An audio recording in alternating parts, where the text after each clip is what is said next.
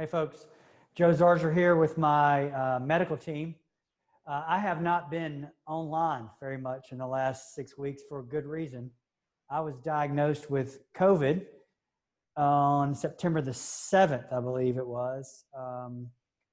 Right around Labor, I think it was Labor Day I got tested. I got the results the day after Labor Day. I think I contracted the virus. I'm pretty sure I contracted the virus sometime the week before Labor Day. We've been testing, as you know, if you've watched any of these videos, we've been testing every week here in the office. I tested negative. I think this is my test. I tested negative on, this is not the right page, but I tested negative. Oh, yeah, it is. I tested negative on 8/31. Then I was positive on 9/7, positive again on 9/23. And fortunately, I was negative on 9/28. And then I did another test today. But the reason I'm doing this video is a couple of reasons. One, I wanted to introduce you to at least one member of the team, the medical team that helped me, well, two people that helped me get through this. And I wanted to mention the others, right? And then I wanted to also share with you that it's, you know, I'm an Ironman triathlete. I'm in pretty good health. I work out every day, at least an hour of cardio and 30, 45 minutes of weight training every day.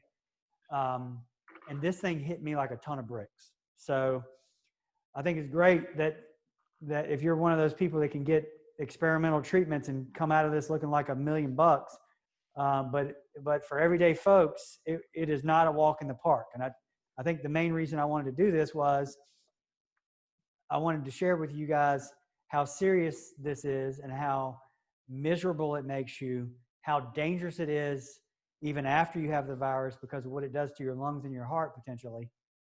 I get diagnosed. Of course, you know, you spend a day and a half trying to figure out how in the hell you got this thing, right? And you're wasting your time trying to figure that out because you can get it so many different ways that it's really hard to figure that out from a causation perspective. But I did narrow it down to a couple of interactions I had where my mask was not being utilized like it typically was. And despite the fact that the community spread percentage was around 2 to 4% of the time here in Escambia County, I got it. So I came in contact evidently with 2 to 4% of the population that has it or had it at the time, or an asymptomatic person that wasn't part of that 2 to 4% calculation. But either way you put it, I got the virus. And so then it was all about what are the symptoms? Well, for the first 4 or 5 days, you're having fevers that are like you've never had before, or at least me, I haven't. 103, 104, looking at the thermometer thinking it's broken, you know, ice packs on the front and back of your head, trying to get your temperature below 102 just to make you feel a little better. And I see Dr. Buffi shaking her head because she went through this a couple of weeks before I did. But at the end of the day, you have this fever that's horrible, and then it settles into your lungs and you start having, you know, a little bit of difficulty breathing, and you feel overall like you have the flu. You feel tired, worn down, fatigued, achy in different places. I was basically on Tylenol, Motrin, and Tylenol and Motrin kind of every 6 hours for probably 2 weeks, 2.5 weeks. Every 6 hours. I was scared to not take it at one point because I was scared what was going to happen. The night times were horrible because you would go to sleep feeling miserable with some medication on board, maybe not feverish at the time. And then you'd wake up at 3 when the medicines wore off, or 2, and you'd feel abjectly miserable, sweaty, chills. The bed is wet. Your clothes are wet. I had to change clothes 2 or 3 times in the night, probably 7 or 8 nights in a row. Basically miserable. Add to that, especially somebody like me that needs people around all the time, that nobody can come around you. So your misery is alone. So you can't like pawn it off on anybody else. There's nobody else that's going to commiserate with you about how bad you feel. And if you're left alone with this disease, and the news is constantly on talking about death rates and all this stuff, you're laying in bed at 2 a.m. thinking to yourself, shit, I mean, this is bad. Like what's going to stop this? And no doctor can tell you you're going to be fine. You know, you go to the doctor with all the diseases that we know about, and the doctor says, do this, do this, do this, and you'll be okay, right? No doctor's telling me that. So day number 1, basically, I got in touch with Evan, Dr. Malone, who works here, obviously, and is a friend of mine. And Evan's, giving me all the stuff. We would go back over all the stuff that we had done videos about, here's what you need to do, blah, blah, blah. Then I call my primary doctor, Mark Ryan at the Woodlands, who I cannot say enough good things about. I could sit here all day for the rest of the year, and I wouldn't be able to say enough nice things about Dr. Ryan. But Dr. Ryan was aggressive with everything that is approved. Of course, I'm not able to get things that aren't approved, but for everything that was approved, he was on top of it. He had me on a steroid out of the gate. He had me on an antibiotic out of the gate. He had me on, of course, the Tylenol, Motrin stuff. And then he echoed what Dr. Buffi had suggested. I'm going to get her to talk about those things. But Dr. Buffi was another call I made the first day. Dr. Buffi's company, Be Virtual Optimal Health or something, and she'll say the name of it. But she does not only the testing for COVID and other things for corporations that are similar to that, but she also provides supplements, vitamins, and other things like that that can help you through illnesses. So in addition to Dr. Ryan's collection of things, and he also had me on an albuterol inhaler. Do we have that picture, Evan? Yep. Yeah, we do. Yeah, we do. Here's basically a picture of what I was doing every day, pill-wise, in the albuterol inhaler. Put it up. I was going to be on Zoom. Yeah. So this is pretty much what I was doing every day. There's a vitamin C in there. There's some zinc in there. There is the Z-Pack in there. Vitamin D's in there. Antibiotic. Antibiotic, and the little tiny one is the prednisone or methylprednisone, the steroid that I was on at the time. And that sheet behind it is Dr. Ryan's first email to me where he's telling me everything I needed to do. Now, of course, number 6, you see behind the albuterol inhaler says, notify me of any sustained oxygen level below 92. So you're laying in bed at 3 in the morning. You're worried your lungs are getting filled with COVID and you're going to go downhill, right? And you're looking at this oxygen sensor on your finger and you're hoping against all hope that it doesn't read anything below 92. And you hope it reads 100 or 98 or 97. And that's stressful in and of itself, right? So that's what the 3 weeks was filled with. Fortunately, again, Dr. Ryan's thing I had going on. Then I called Dr. Buffi, and Dr. Buffi, I'm going to let her talk now. Here's what she put me on, like a cocktail of vitamins and supplements that she had used, that she had read about, that the literature said was necessary to beat this virus or helpful. And that Dr. Ryan also agreed with those recommendations. So Dr. Buffi, Dr. Bailey, why don't you tell us what all you recommended, what all your experience was with the virus, and why those things are important. Okay, so I want to echo some of the things that you mentioned, and I think Dr. Ryan's approach, I think he's an amazing doctor also, so love that we could work together on this. So as we all know, that there's not a concrete treatment for COVID.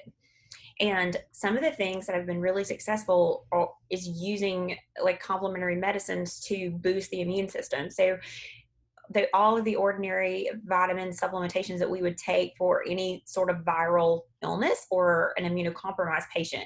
So the Institute for Functional Medicine, as well as the American Nutrition Association, made some recommendations. I'll share those articles with you, but it's basically, we've built this, we call it the COVID cocktail. So our positive patients will deliver a bag of, immune boosting vitamins to your door.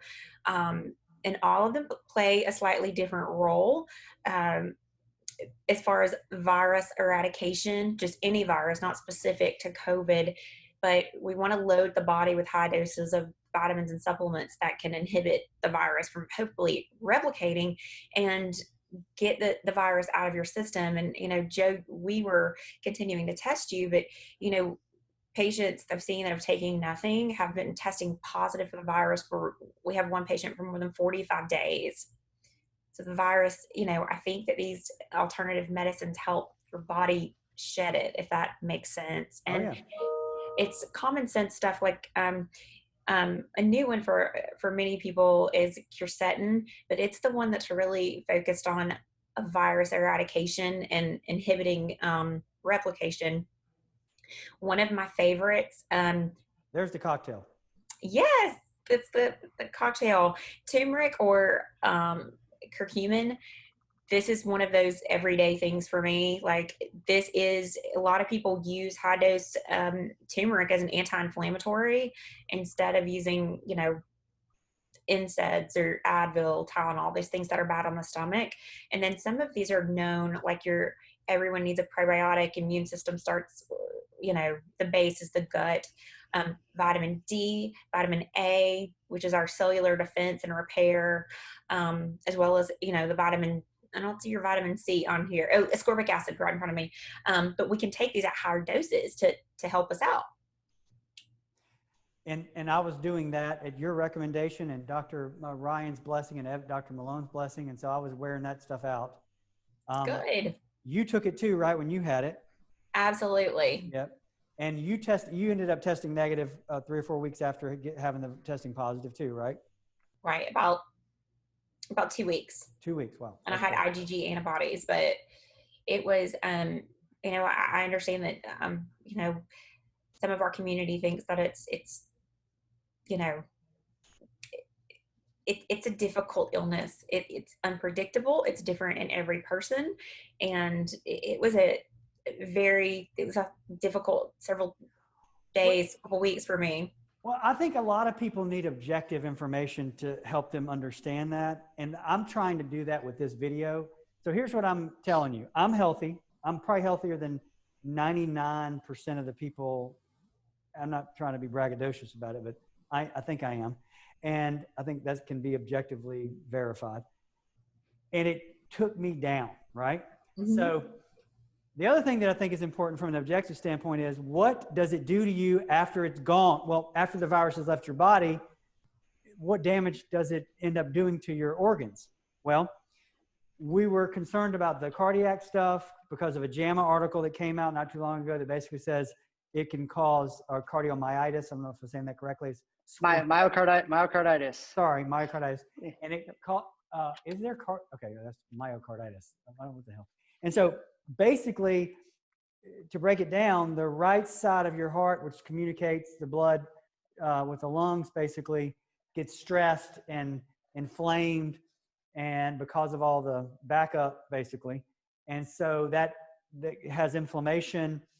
And so they thought I had that because I had, after everything was done, and I recommend this for everybody, if you can, get an echocardiogram, get a CT scan of your chest, and if it shows anything abnormal, EKG, of course, shows anything abnormal, you need to get an MRI of your heart to figure out what else is going on with the inflammation.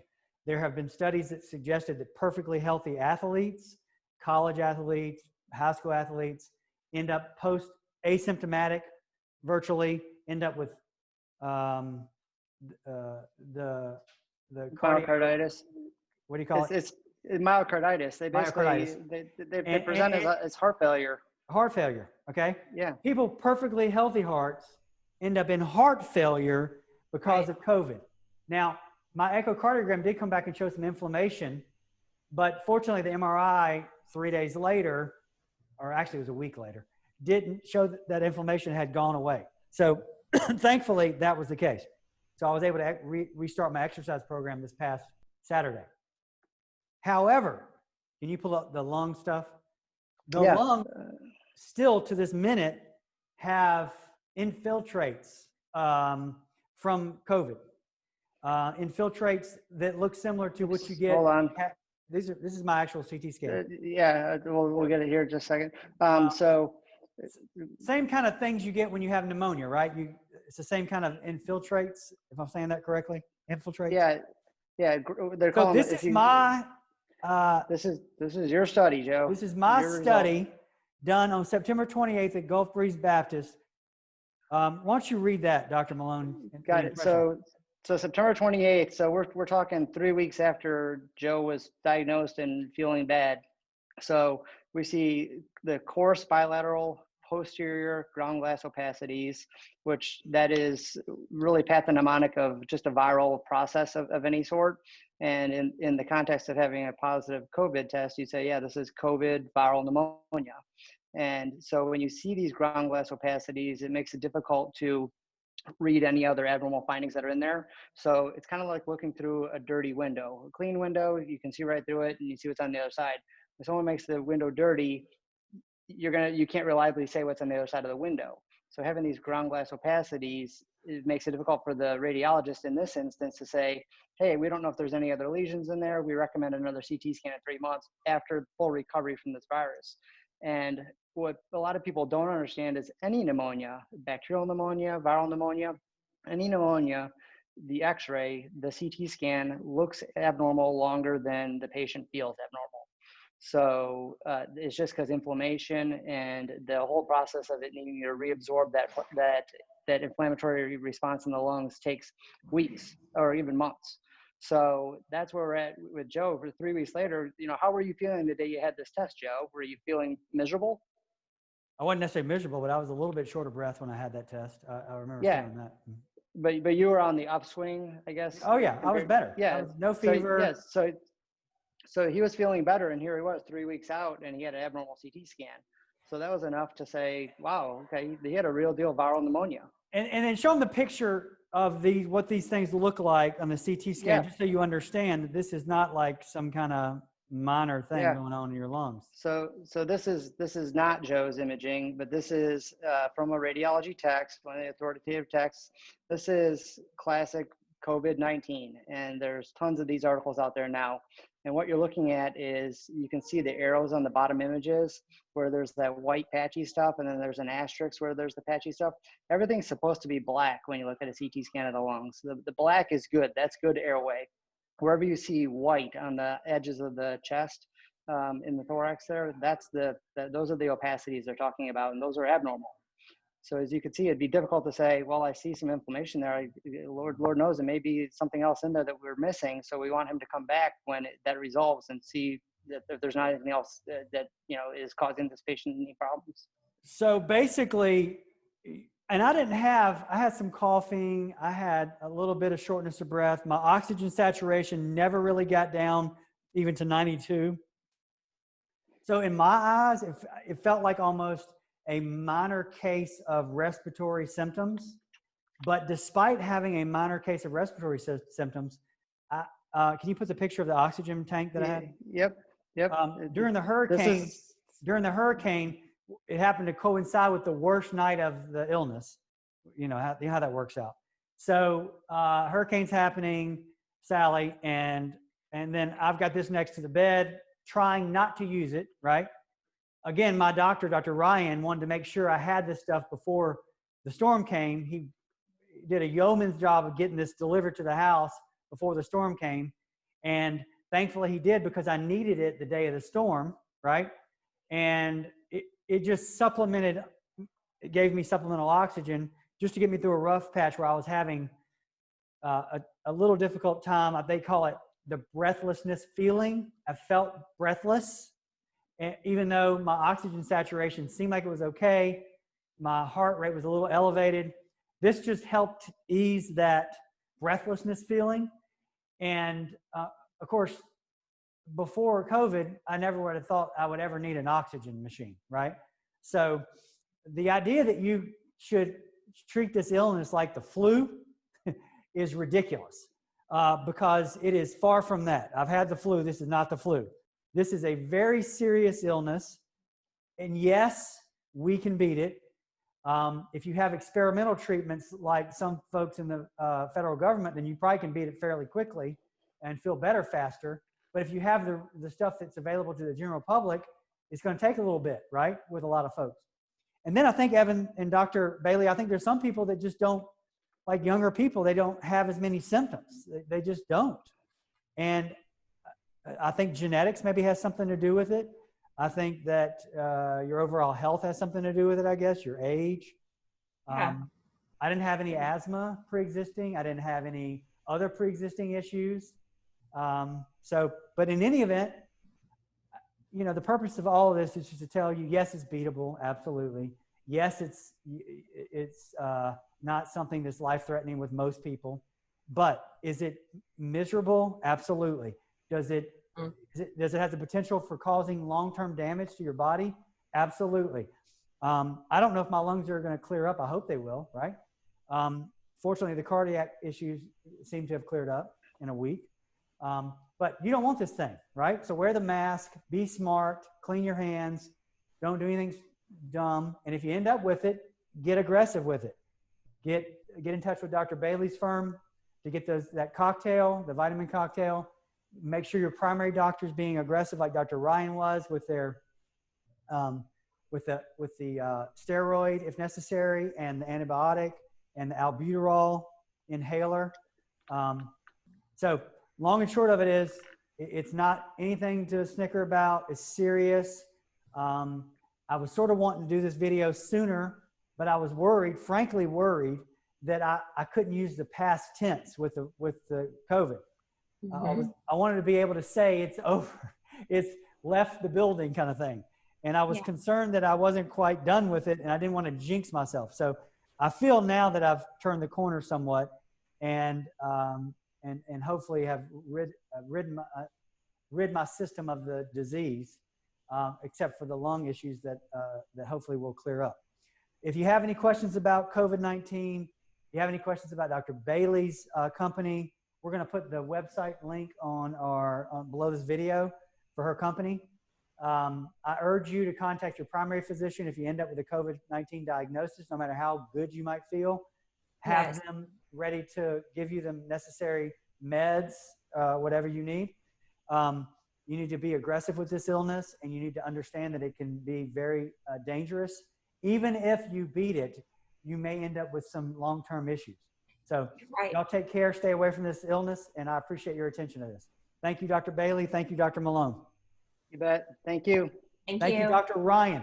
Let me say one more thing before you hang up here. Dr. Mark Ryan at the Woodlands, Dr. Mark Grisey at Sacred Heart, the interventional cardiologist. Can't say enough great things about those two physicians. They took care of me. Dr. Bailey and Dr. Malone, of course, were taking care of me. So I had a great team of physicians and nurse practitioners that were there for me. So y'all take care and stay away from this illness. Thank you, doctors. Yep. Bye now. Thank you. Bye-bye.